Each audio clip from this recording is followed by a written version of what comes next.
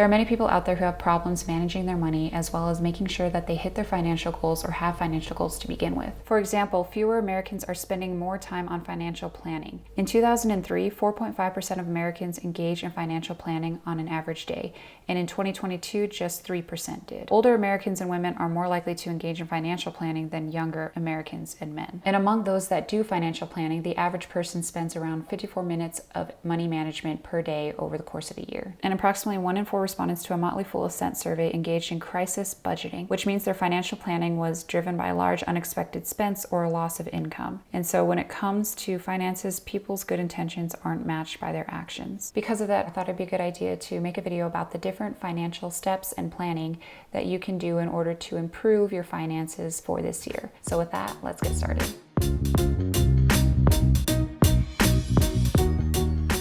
Hello, my name is Sarah. I'm a computer engineer, and this channel covers all things engineering, personal finance, and personal development.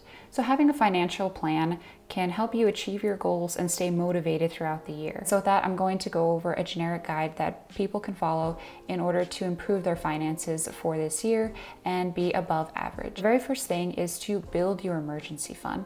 Now, a lot of people don't have an emergency fund to begin with, especially in their early to mid 20s. There's actually no emergency fund, and having that money there will not only ease your mind, but it'll also prevent you from making any impulsive actions, such as going into credit card debt in order to pay off an unexpected expense. Having an emergency fund, personally for me, is at least 1 month of expenses. Dave Ramsey suggests $1,000. However, I personally don't think that that is enough, especially in today's day and age. A lot of things that are considered an emergency are around $1,000, if not more. It'll also give you the ease of mind that if you were to get laid off or if you don't have a job, you'll have at least a month to find another one. So that's the first thing, is to just have an emergency fund. The next one is to create a budget on your priorities. Being mindful about what you prioritize and what you put importance on will not only help you realize how much money you're spending in areas that you don't really care about, but it'll also help you save more money and to be more conscientious about putting that towards those other things. So you're prioritizing the ones that are most important to you, and you're being very intentional about the money that you do have. However, I think the main things that everyone should prioritize is food, water, shelter, and retirement. Now, retirement may seem odd. It might be like, why should I care about that now? Because it's in the future. Well, that's the whole point. You want to help yourself in the future. You want to be able to have enough money saved up so that you don't have to worry about having a job or having to work until you're 70 or 80 years old. You have that money to sustain yourself. Other than the fact that you need food, water, and shelter to survive, the next thing is money for later on so that you can continue to give yourself the food and water to keep living. So those are the main 4 that I think everyone should prioritize. And then after that, it's up to you. Whatever you think is most important to you, that's what you want to put your money towards and be intentional about it. For me personally, I max out my 401k as well as my Roth IRA and my HSA, and then I put any money that I have extra into a brokerage account. And then after investing in those areas, I make sure that I have enough for groceries and for rent, and then whatever's left over, I put into a brokerage account. And the other thing is to just be consistent with this. So I do this every paycheck. The next thing is to pay down your debt and improve your credit score. So you want to be completely out of debt. You don't want to have any sort of debt. And I think the only exception would be a mortgage, because not only are homes over $300,000 nowadays, but they also increase in value over time. So it is considered a long-term investment as well. But other than that, there should be no debt. So the next thing is to just pay off all your debt. And once that's done, then improve your credit score. And the main reason why I think this is important is because there are a lot of benefits that these credit card companies provide. Some of them are in forms of getting cash back or get mortgages at a lower interest rate. Now, those little benefits in the grand scheme of things don't really help you financially. However, it is still fun to get those little perks because they keep you motivated, might be a good incentive to keep you going on that track. Your credit score is important only if you're someone who's able to pay off your debts and keep current with your credit cards. If you're someone who can't really manage credit cards well and are unable to pay them off month to month, then I definitely stay away from that and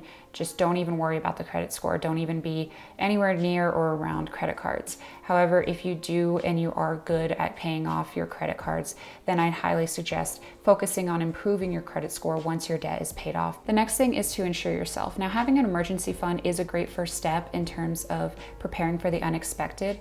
However, there are other things that you may have or own that you will need to have insurance on in order to make sure that you don't have to pay hundreds, if not thousands of dollars up front. Some of the fundamental types of insurances are homeowners, auto, flood, and disability coverage. Also make sure you're shopping around as well so that you're not paying more than what you or your family need. And also work with agents to get the correct coverage that you need. The next thing is to take steps to increase your income. Whether you're currently looking for a career or you're looking for a part-time job, or you're using your hobby as a way to generate income as like a side hustle, or you're trying to climb the corporate ladder, increasing your take-home pay is another way to improve your financial confidence as well as your well-being. And you can increase your income potential by improving your skills, learning new skills, specifically technology skills, because that is in demand, as well as networking in the professional space. Next is to tend to your mental well-being.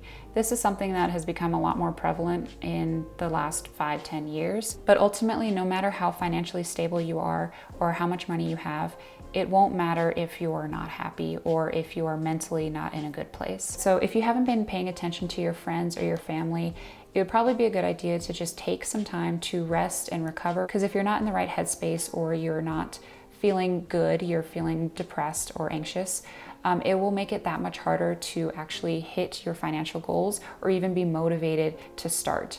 So getting that sorted is very important, and it's also something that I think you should continuously check while you're improving your finances. It won't matter how much money you have if you're not happy. And so the last thing is to make room for fun.